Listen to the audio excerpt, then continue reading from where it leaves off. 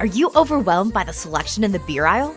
Bacon-flavored stouts, a quadruple IPA with absurdly high alcohol content, pistachio cream ale? Craft brews are boldly going where no beer has gone before. And all those different tastes come down to one thing. You guessed it, chemistry. So if you drink responsibly this St. Paddy's Day, you might even remember some of these facts to impress your friends.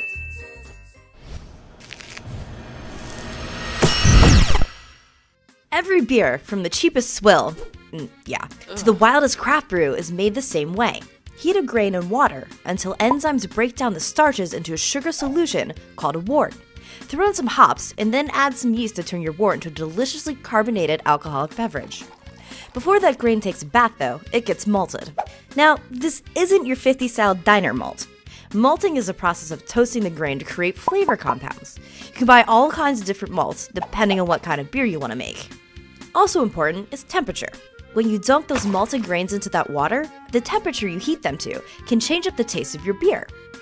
Certain enzymes that break down the starches work with low heat, others only get activated at higher temperatures. Different enzymes, different taste.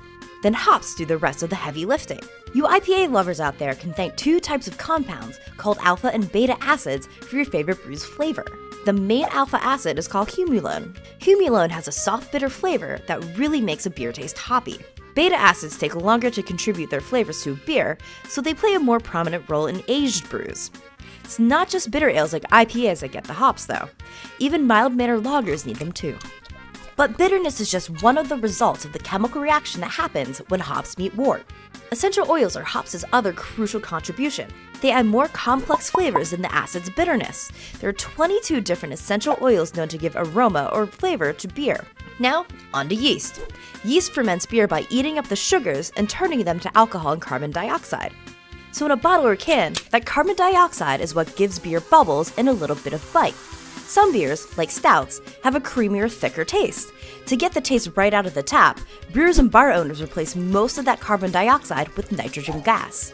Nitro beer is one of the newest frontiers in craft brewing. Nitrogen gas is much less soluble in water than carbon dioxide.